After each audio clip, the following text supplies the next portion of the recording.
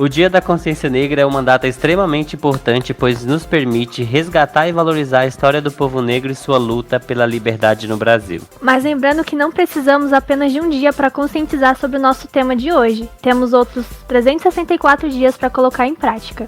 Quer saber mais sobre a consciência negra? Vem pro podcast da Hong.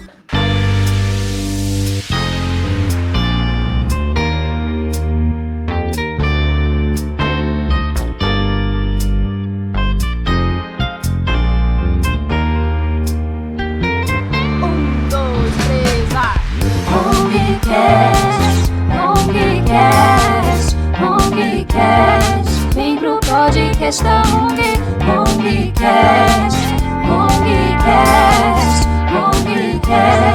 vem pro podcast da Hong. Oi, gente! Estamos começando mais um episódio. E hoje vim aqui eu, a Dani, vim com o Jarcinho. Oi, gente! Trouxemos como convidados a Bárbara Paula. Oi! E o Alan Ângelo. E gente! Oi, pessoal, tudo bem? Como é que vocês estão, gente? Tudo certinho? Tudo bem, por aí, com vocês? Tudo certinho A luta, também. aqueles. Mas vamos lá então. Já entrando um pouquinho no nosso assunto de hoje, olhando para todo o processo de luta que vem há anos, como é ser uma pessoa negra hoje em meio à nossa sociedade? Ai, gente, tudo bem? Muito obrigada aqui pelo convite. Eu estou aqui refletindo, já vai estar bombando já as perguntas. Ai, gente, eu acho que ser uma pessoa negra na nossa sociedade, eu acho que como um todo, principalmente aqui no Brasil, é um símbolo de resistência. Eu acho que desde o dia que a gente acorda, com tudo isso que tem ocorrido, com tudo que já ocorreu, e que a gente sabe que tem muita luta pela frente, então eu acho que é resistência. Eu acho que todas as pequenas vitórias também que a gente tem atualmente foi da resistência, sabe? A gente tá nesse pique aí de final de ano, aí daqui a pouco entra o carnaval, e aí quem trouxe o carnaval, quem trouxe o samba, quem trouxe o afro, e lembrando que o samba foi proibido, tá? Ele surgiu no Rio de Janeiro, nas casas das baianas, em terreiros, era totalmente proibido. Então até isso, que é o samba, o quê? Carnaval, o símbolo nacional, é um símbolo de resistência. Ele era proibido, começou lá nos morros, e aí foi descendo, depois que a elite branca aceitou e gostou, e aí popularizou, e aí temos o samba como um símbolo nacional. Então até o que a gente tem do futebol, até tudo que a gente tem, eu acho que vem da afrodescendência, assim, foi com resistência. Então acho que até hoje é resistência. Olha, assim, pros meus pais, pra minha família, eu fico muito feliz. Mas eles, por exemplo, são uma exceção. Tanto meu pai como a minha mãe conseguiram, né, fazer a graduação, mas também foi com muito esforço, foi trabalhando, estudando, com bolsa. Então acho que hoje é resistência, assim, ser negro na nossa sociedade. É lembrar a todo momento o nosso valor, de onde a gente vem, valorizar essas raízes numa sociedade que renega, né? Ou que não valoriza, em certo ponto. Acho que seria isso. Complementando, oi, gente, tudo bem? Obrigado, gratidão por mais uma vez me convidarem para participar. É muito importante a gente abrir esse espaço para falar sobre essa questão, não só nessa data, mas, né, o ano inteiro, como a gente já vem falando. E é isso que a Bárbara falou, né? É resistência, é você resistir ali todos os dias, né? Porque a gente sabe que a gente vê muitas notícias aí nos jornais, a gente vê muita tragédia, a bala perdida que só encontra pessoas negras no morro, só encontra as pessoas, né, mais pobres, o negro. Então, assim, a gente hoje ser negro no Brasil principalmente é realmente existir e resistir, porque você sair, você não sabe se pode te confundir na rua, você não sabe se pode ter aquela bala perdida, entre aspas, né? Então, assim, é você lutar ali todo dia, você levanta, a sua cor é uma bandeira, né? Você sair ali com seu turbante, você mostrar, você ter orgulho da sua cor, do seu cabelo afro, das suas tranças, das suas raízes. Isso é resistir e é muito importante no cenário que a gente está vivendo hoje. E aí, já lembrando, né, da data, né, do dia 20 de novembro, que é declarada a Consciência Negra, essa data ela traz algumas lembranças, né, sobre algumas pessoas que lutaram, né, e representam os negros, como Zumbi, Martin Luther King. Atualmente, vocês veem alguém essa representatividade? Sim, eu sinto bastante referência. Vocês estão me ouvindo? Que aqui cortou, deu um pequeno corte. Sim, estamos ouvindo normal. Tá ok. Ah, ok. Perfeito. Eu acho que sim. Hoje a gente tem nosso primeiro presidente, né, americano, foi Barack Obama. Eu acho que ele tem grande influência, assim, uma grande referência.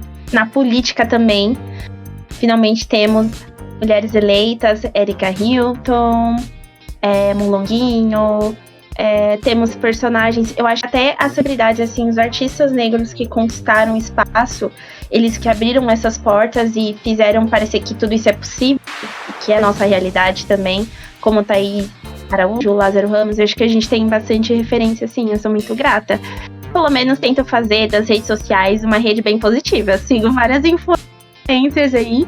E acho que começa desde a nossa casa, né? As nossas referências, acho que de potências, até essas, assim. Mas eu tenho várias indicações, gente, de pessoas que eu sinto que fazem a diferença, assim.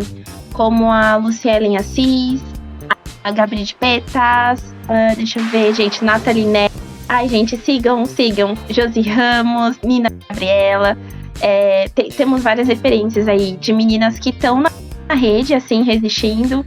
E através da rede social, que eu acho que a gente tem mais contato, assim, no dia a dia, fazendo a diferença, sabe? Através da moda, do estilo de vida, porque acho que moda é resistência, né? Moda é tudo. Acho que quando a gente percebe que moda é uma representação política e social, ela abre muitas portas. Temos Isaac Yuva, que veio do Nordeste, um estilista brilhante. Ele fala muito do axé nas composições. Ele levou o axé pro São Paulo Fashion Week, gente. Ele leva em todos os modelos. Ele faz uma seleção no casting. A maioria são de negros, assim. Ele mostra toda a nossa diversidade. Então, acho que hoje a gente tem muito mais representatividade.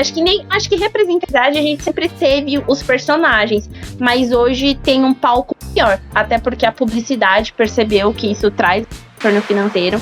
Então, aí eu diria essas dicas aí, esses nomes. Realmente, o que a Bárbara citou são pessoas incríveis. Eu acho que nós conseguimos ocupar esses espaços hoje em dia com muita luta, muito sangue derramado. Não foi fácil, a gente sabe disso. Não é fácil, na verdade, mas é um espaço muito importante. Então eu fico muito feliz quando eu vejo a Maju no jornal. Sempre assisto a Maju no jornal.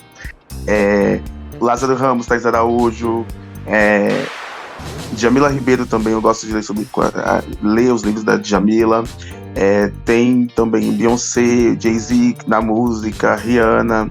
Então é muito importante a gente ver que a gente está conseguindo conquistar nossos espaços, né, que foram tomados da gente, foram roubados muitas vezes, e que a gente está conseguindo evoluir. A gente precisa ainda muito, né, Dite? Ainda tem muito caminho pela frente, mas em vista do que passou, né, a gente já conseguiu evoluir bastante. E claro que a gente não pode deixar a peteca cair, né? Continuar sempre lutando, reivindicando nossos direitos, o respeito, né, que é o mínimo que devem fazer. Então eu acho que hoje em dia a influência, tanto em filmes, na música, programas de TV, então tá muito mais forte. Isso é muito importante. Você olhar em algo e ver que você tem uma pessoa parecida com você se vê ali naquele lugar também. Tanto na música, quanto filme, quanto no jornalismo e também no dia a dia, né? Em cargos de poderes, né? No executivo, você pode ver.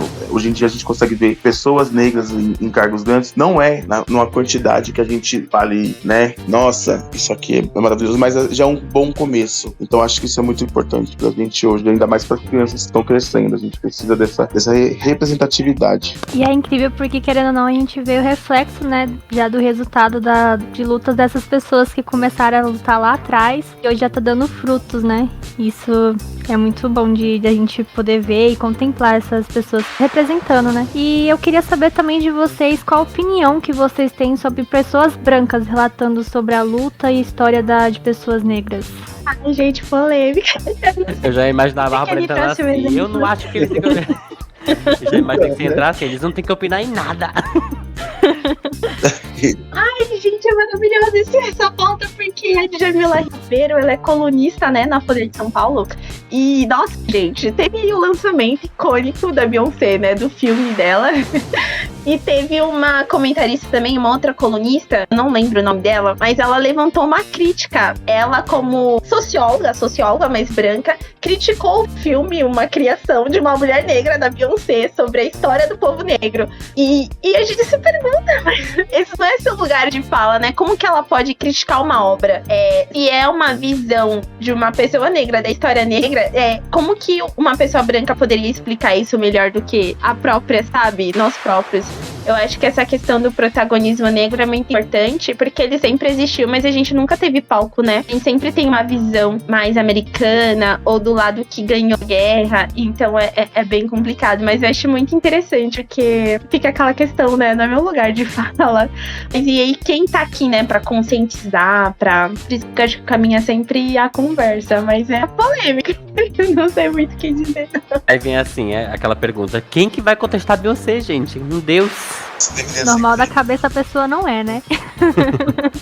Isso deveria ser crime. Respondendo a pergunta, eu vejo muitas pessoas perguntar, eu posso falar sobre racismo? Sou uma pessoa branca, posso falar sobre racismo? Já falo isso N vezes. É aquela coisa, eu acho que pra uma pessoa branca falar sobre racismo, o primeiro passo que ela tem que dar, assim, o primordial, ela se entender como pessoa branca e entender os privilégios dela. E saber que ali não é o lugar de fala dela, nem de vivência. Porém, claro que se você... o racismo é uma coisa, né, isolável. Então, não é porque você é branco que você vai deixar outra pessoa sofrer racismo ali por algo, ou vai concordar, alguma coisa do tipo. Não, só que você precisa, enquanto pessoa branca, reconhecer que você é privilegiado pela sociedade, né, que a gente vive. E hoje em dia as pessoas brancas, muitas vezes elas tentam ditar que o negro sofreu racismo ou não. Se o negro, como a Bárbara falou, ela tentou contestar uma obra da Beyoncé, uma pessoa negra. Ela não teve a mesma vivência, ela não teve a mesma visão que a Beyoncé tem, é diferente. Então eu acho que o primeiro passo pra gente começar a caminhar é isso, você se entender como pessoa branca, reconhecer seus privilégios e ouvir o que pessoas negras têm pra te falar, né, a vivência delas, a história delas, e não falar, tipo, por elas, né. Eu acho que o primeiro passo primordial é isso. É verdade, eu concordo com ele, tem esse espaço de escuta, sabe? Eu acho que isso que não tem, às vezes, do outro lado, essa oportunidade de a gente falar, de ser ouvido e compreender muito mais. Porque eu acho que quando você escuta e entende a realidade do outro, você consegue contribuir e ajudar na causa. Agora, quando você grita mais alto, acho que aí ninguém escuta ninguém, sabe? E aí tem esse ruído e não fica claro. Mas eu adorei o ponto que ele falou da Beyoncé, porque a gente me lembrou muito da Rihanna, porque na época que ela não foi aprovada pro Victoria's Secret, depois ela lançou uma linha dela e ela fez o desfile dela com todos os tipos de corpos, com hip hop, e ela misturou o hip hop com uma linha fashion, com alta costura. Ela quebrou muitas barreiras e sobre isso, sabe? Ela não tem um espaço pra mim, ela criou um espaço pra ela. Só que ela tem um capital, ela lutou, né? E a gente pensar que é uma exceção que nem todos têm. Então acho que cabe muito mais às pessoas brancas. Acho que ele tocou num ponto essencial, que é realmente reconhecer os nossos privilégios. Porque acho que quando a gente dá nome, significa que existe um problema. Então a gente não fecha os ouvidos, os olhos pra tudo que tá acontecendo, sabe? Mas é isso, acho que eu cortei. Eu posso complementar aqui rapidinho, continuando sobre o que a Bárbara falou. Essa questão da Rihanna, realmente, eu vi sobre isso. Que eu acompanho aquela maravilhosa, aquela deusa que não lança um CD faz tempo, mas, né? E ela, assim, ela levou a visão que ela tinha além, né? Porque, igual a Bárbara falou, ela misturou moda, música, misturou corpos, e isso é incrível. Você abraçar todas as pessoas, você criar o seu espaço, né? E outra coisa que eu vi, que eu achei, tipo, como assim, gente? A Beyoncé usou, um tempo atrás, ela fez a campanha pra Tiffany Seal, né? Aquela grife famosa de joias e tal. E ela usou o diamante que pouquíssimas pessoas usaram. E aí começaram, tipo, questionar.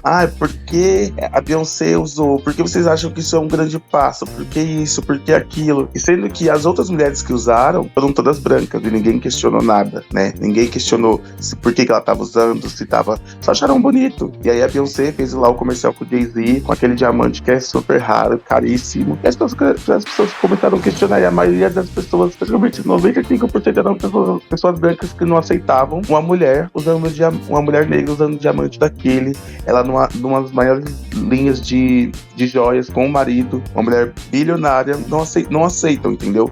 Então, é aquela questão, por mais que nós conseguimos atingir um status, a gente sempre tem que provar que a gente consegue, e a gente sempre tem que provar que foi do nosso esforço, entendeu? Então isso é muito triste de se ver, porque é um racismo muito velado e ao mesmo tempo muito explícito. Voltando a falar da Rihanna, né? Inclusive ela já lançou a terceira, volume 3, né, do desfile dela, e eu ainda tenho que terminar de assistir. está na Amazon, tá, gente? Agora, assim, falando um pouco sobre apropriação cultural, me falem o que vocês acham do termo, do que as pessoas fazem, né? O que seria também a apropriação cultural para algumas pessoas entenderem? Eu acho que a apropriação cultural, eu preciso confirmar direitinho, mas eu acredito que seja, não é exatamente quando você rouba uma ideia, eu acho que quando você não dá os créditos, né? Tem muito essa questão de, por exemplo, as baianas têm a questão do turbante, então a gente usa os turbantes.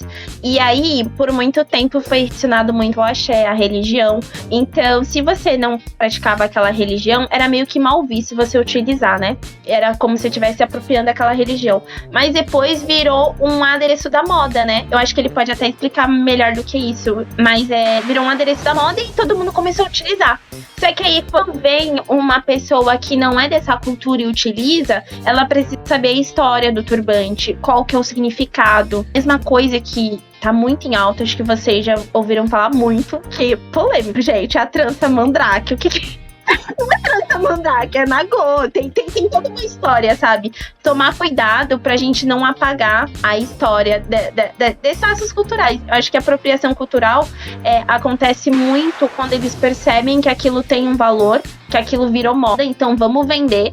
Começa a vender, mas tira o crédito, né, histórico daquilo, né? Então começou a disseminar, você pode usar trança, maravilhoso, mas saiba que tem um significado, que vem de origem afro, era um símbolo de resistência, eram desenhos de mapas, então as tranças começaram a ser utilizadas pelos negros porque era um mapa, eram uns caminhos que levavam para poder fugir, até quilombos, eram mapas reais, assim, e são traços até de ancestrais, assim, de tribos africanas. E aí quando a gente vê as pessoas brancas utilizando, elas esquecem que muitas pessoas atualmente utilizam. Eu, por exemplo, utilizei muito na minha transição. Não é só mais uma questão de estilo. Eu precisava tirar química do meu cabelo, então eu fiquei um tempo usando trança.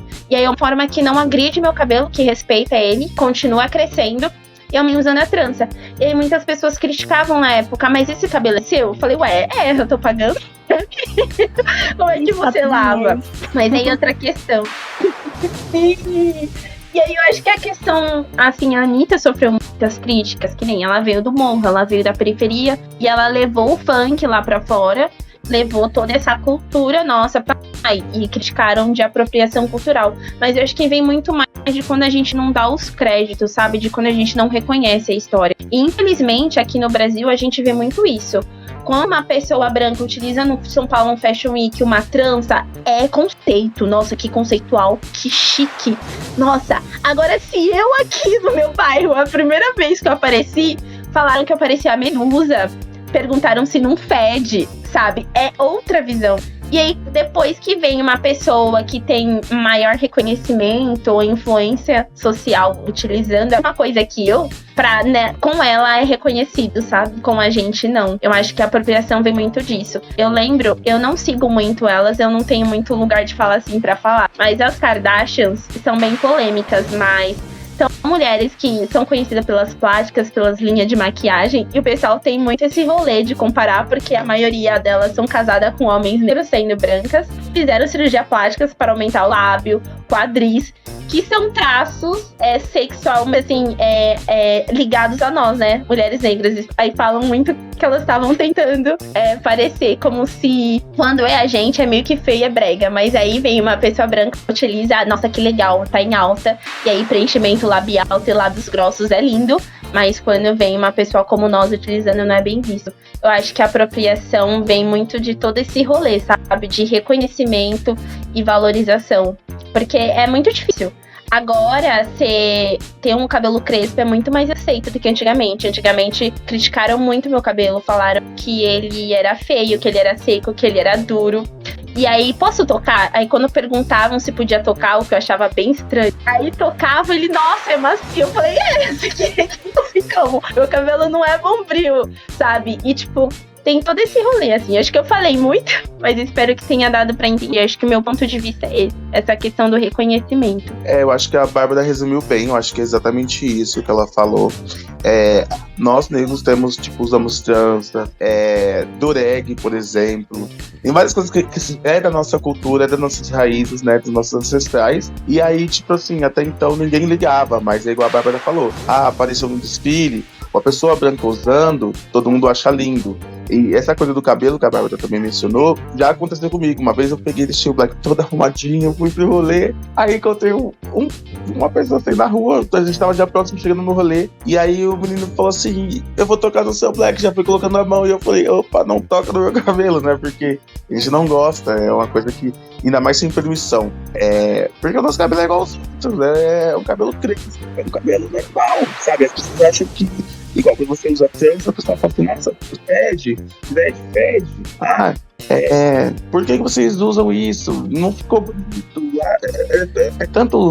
Tantos questionamentos, e se outra pessoa branca tá usando, ninguém questiona, sabe? E essa, igual a Bárbara falou, que quando é trança mandrake, gente, aquilo ali é super apropriação, porque é trança na gota, essa rasteira, depende muito das pessoas como falam, mas é algo nosso, dos nossos ancestrais. Na minha família, a gente ensina um outro a fazer trança, né? Desde pequeno já aprende a fazer trança. E aí é da nossa cultura, entendeu? E aí as pessoas começam a utilizar isso para um lado comercial e começam a apagar nossa história. Então eu acho que isso sim é apropriação, você se apropriar de algo e não dar os créditos para aquilo, sabe? Isso é muito triste. Muito triste. E outra coisa que rola muito, eu vejo muito do lado da moda. Gente, aí eu adoro moda, né? Então eu tento dar uma estudada e assim pra acompanhar. Uma coisa que rola muito na moda é que começa a render, né? Começa a dar dinheiro para grandes marcas, começa a vender, mas esse dinheiro não volta pra gente. Isso que é muito louco de toda essa lógica capitalista. Não, o dinheiro não volta pro povo, sabe? Aqui a periferia lança muitas tendências. Oakley, quem é que dá nome pra Oakley? Lacoste, é periferia. Esse dinheiro volta, esse reconhecimento não volta. Volta só para as grandes empresas, para os grandes empresários. Então também tem essa questão, sabe, da apropriação cultural. Ajude, você quer usar turbante? Compre de uma mulher negra, então, turbante. Pergunta pra ela que cor que combina com a minha pele, sabe? As tranças, nossa, quero fazer. Então faça uma mulher negra, sabe? Eu acho que valorizar o trabalho dessas pessoas, esse estilo, e reconhecer mesmo, sabe? Começar. Eu acho que vai questionar muito mais o que eu posso fazer do que ficar criticando as atitudes da pessoa. Se você gosta de usar, legal. Reconheça, vá pesquisar sobre a história disso e veja que não é só uma peça, não é só um acessório. Como a trança também não é só um estilo penteado.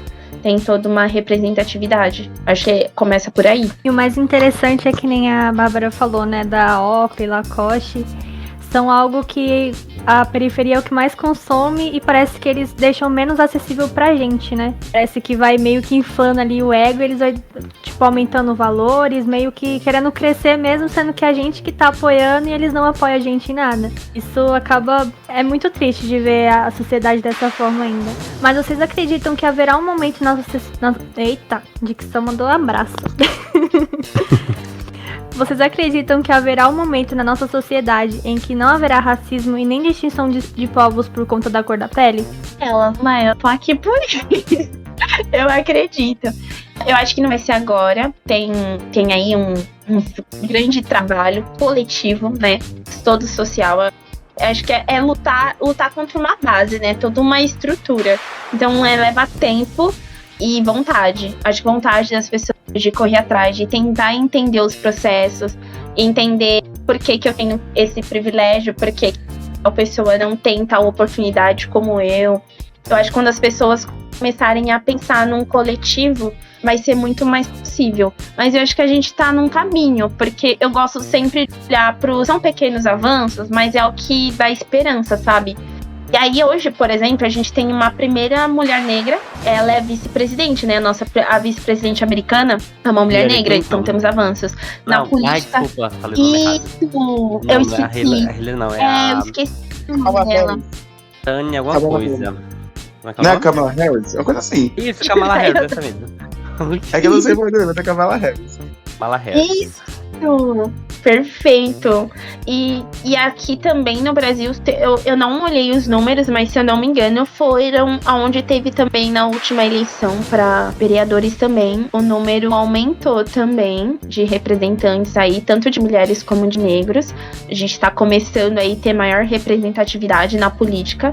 E eu acho que sim, é possível. Mas é sempre naquela questão de conversa, de estar disposto. Porque enquanto todo mundo achar que é só um mimimi, que é porque tá em moda, porque não cansam de falar de outra coisa, sabe? Acho que quando a gente perceber que é um problema real, que mata pessoas e que o Brasil como um todo não vai pra frente enquanto não reconhecer isso, aí a gente realmente não muda nada. Mas quando a gente perceber que a gente tá na estrutura, a base da nossa sociedade, pra gente mudar a desigualdade, precisa rever o racismo, né?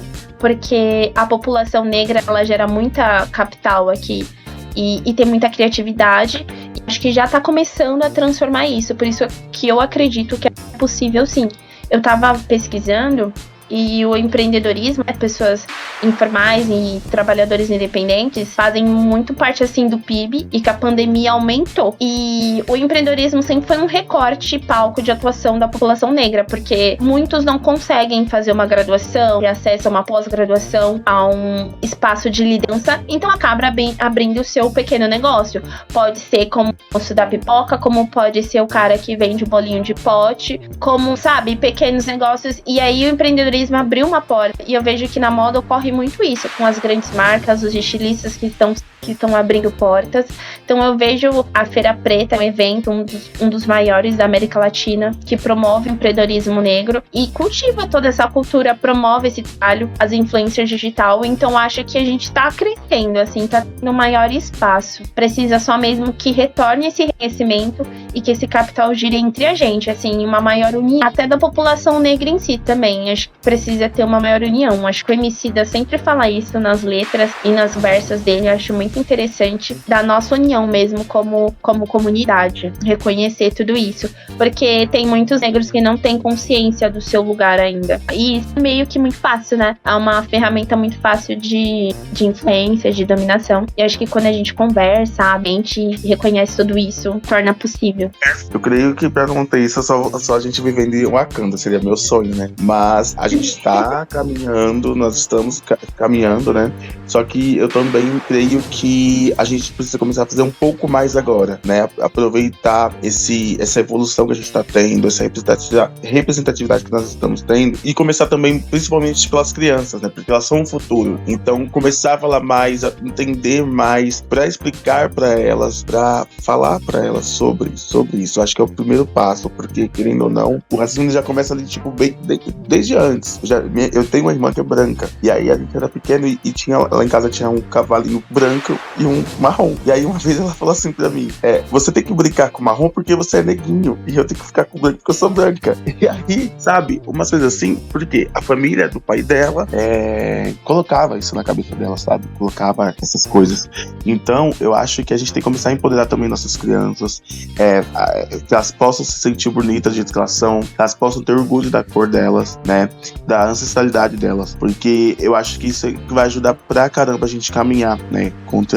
Para que não exista o racismo futuramente, para que a gente possa viver numa sociedade mais tolerante, né? Menos preconceituosa em todos os sentidos, tanto quanto a questão de gênero, sexualidade, religião, qualquer coisa do tipo. Então eu acho que não está tão perto, mas é aquela coisa, né? A gente consegue, se a gente conseguir trabalhar, a gente conseguir falar, expor, a gente vai chegar lá. Pra finalizar, não sei se vocês lembram, né? Mas há um ano atrás a gente gravou um outro episódio chamado Black Parade, né? Aqui mesmo nesse podcast que a gente grava agora.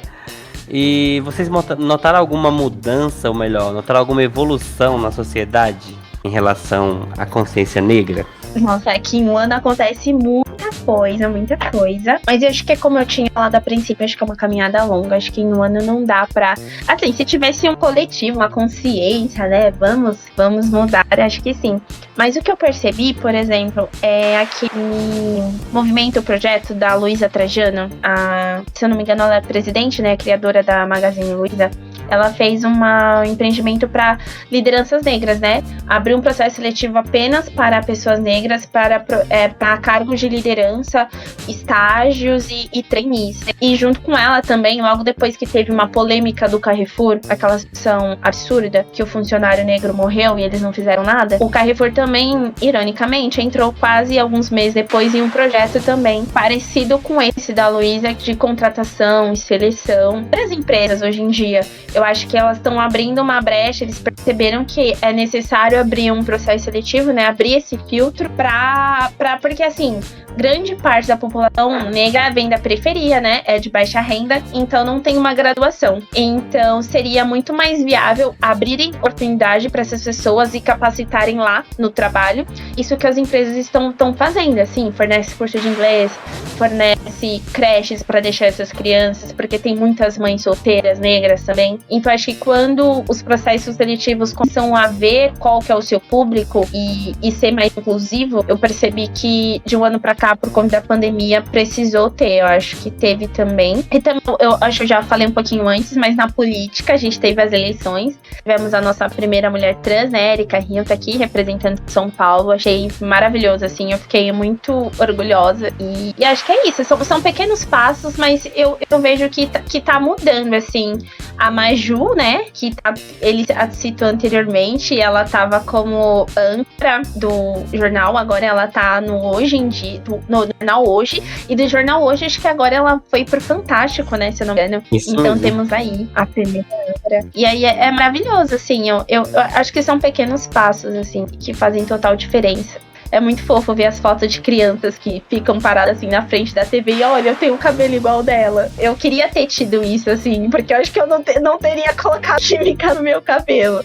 Representatividade importa muito. E as pessoas falam, ai, como você é linda, mas isso é agora. Há 10 anos atrás, a gente era o patinho feio, assim, era complicado. É sobre isso, Bárbara. Você falou, acho que você falou tudo. A diferença de um ano atrás, eu acho que realmente a gente tá caminhando com os passinhos ali, né, aos pouquinhos, conquistando de pouquinho em pouquinho, mas eu acho que é isso. A gente não vai conseguir contar tudo de uma vez, é assim, mas eu acho que aos poucos a gente vai tomar o que é o nosso lugar, a gente vai conseguir conquistar mais espaço, e cada vez mais vai ser mais comum, né, ver um negro, tipo, apresentando um jornal importante, ou num lugar de sucesso, ou em cargos importantes. Eu acho que cada vez mais tá acontecendo isso, e eu espero que isso seja cada vez mais comum, porque, igual você falou, há um tempo atrás nós éramos vistos como as pessoas, tipo, feias, estranhas, assim, era meio estranho. Hoje em dia, se a pessoa fala assim, ai, seu cabelo é lindo, ai,